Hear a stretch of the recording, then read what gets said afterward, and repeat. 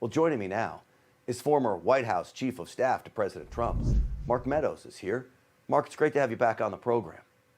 Great to be back with you. And listen, what you're outlining, the American people need to know it.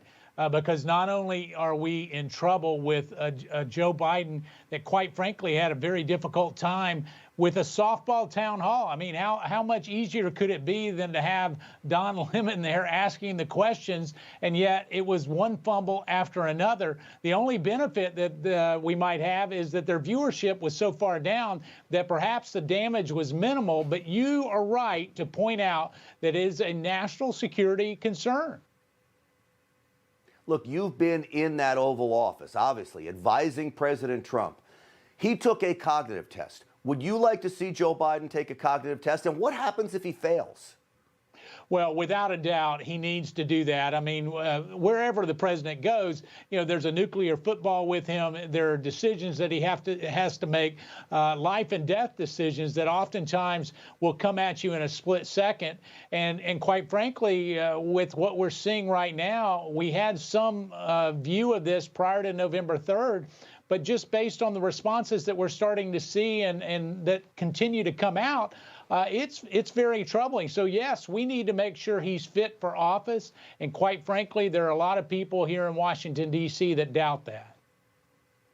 Do you think there are Democrats that doubt it too, Mark?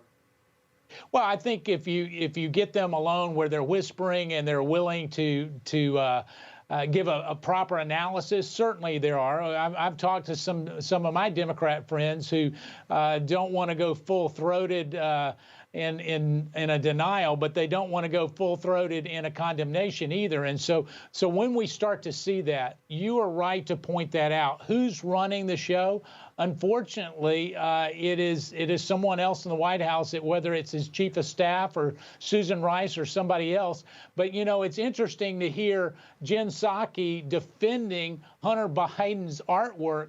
That's a totally different position than Joe Biden and Jen had not just a few months ago when they were talking about Donald Trump's family. It's two standards, one for Donald Trump and one for Joe Biden and his family.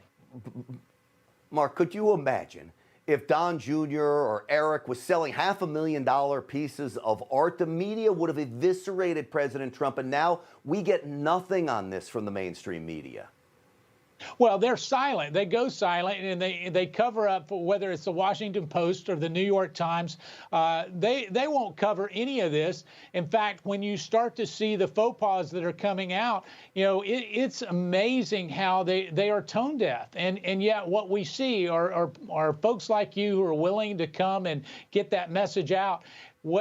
Whether it's for Hunter Biden and the New York Post story that just came out, you're right to hit that. But this is not the first email. It's not the second email. We now have a plethora of emails that mention Hunter Biden, mention Joe Biden, and another individual, Jeffrey Cooper, that continues to show up, whether it's with Burisma or anything else, according to reports that I've read.